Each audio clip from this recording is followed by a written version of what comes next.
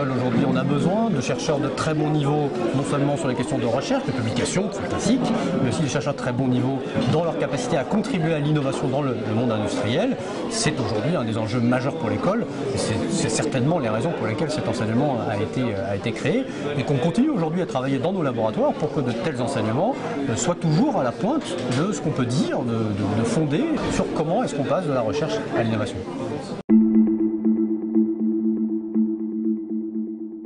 Alors l'innovation est au cœur de la stratégie de l'École des Mines, puisque l'École des Mines souhaite être acteur de l'innovation. Ça fait longtemps que l'École des Mines avait développé des savoir-faire sur des expertises, des travaux de recherche sur les méthodes, les organisations, les outils pour aider à l'innovation dans l'entreprise. Et en particulier, l'École des Mines, depuis plus de 30 ans, a développé des centres de recherche qui travaillent énormément sur ces questions-là. À l'occasion du rapprochement avec Mines-Télécom, ces chercheurs se sont également rapprochés des chercheurs de Télécom ParisTech qui travaillent sur des questions similaires pour former l'Institut interdisciplinaire de l'innovation, ICUB, qui est aujourd'hui un des plus grands instituts dédiés à l'innovation, et en particulier à l'innovation associée au monde de l'ingénieur et du chercheur sur les domaines techniques. On ne peut pas avoir un lien immédiat et aisé entre travail de recherche et innovation. Tous nos laboratoires ici le savent depuis très très longtemps. C'est sur cette expertise-là que l'École des Mines souhaite que les doctorants soient formés. D'un côté, les doctorants vont travailler dans les laboratoires, ils vont apprendre les savoir-faire de ces laboratoires en matière d'innovation. Et en même temps, ces modules devraient leur permettre de renforcer, d'acquérir plus rapidement des expertises, des savoir-faire qui vont les aider dans leurs travaux de thèse, mais qui les aideront aussi dans leur travail d'innovateur au sein des laboratoires où ils seront actifs quand ils seront des professionnels après leur doctorat.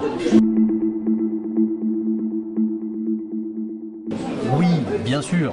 Maintenant, s'il y a des tas de doctorants qui vont faire des travaux en recherche fondamentale très importants et d'un très très bon niveau et qui n'auront pas nécessairement à travailler sur ces questions-là.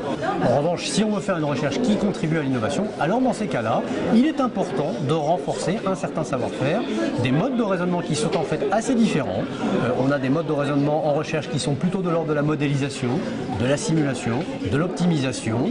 Aujourd'hui, pour faire de l'innovation, on a besoin de recourir à d'autres modes de raisonnement plus associés à la capacité à traiter des mondes inconnus de façon en fait très rigoureuse. Donc il y a des rigueurs à avoir dans le monde de l'imaginaire, dans le monde des chimères, dans le monde des objets qui n'existent pas encore. L'innovation, c'est ça.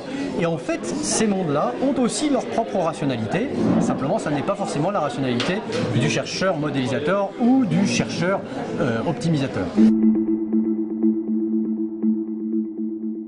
Donc on a en fait un enjeu à créer aujourd'hui des nouveaux profils de chercheurs innovateurs, et c'est pas simplement un buzzword facile.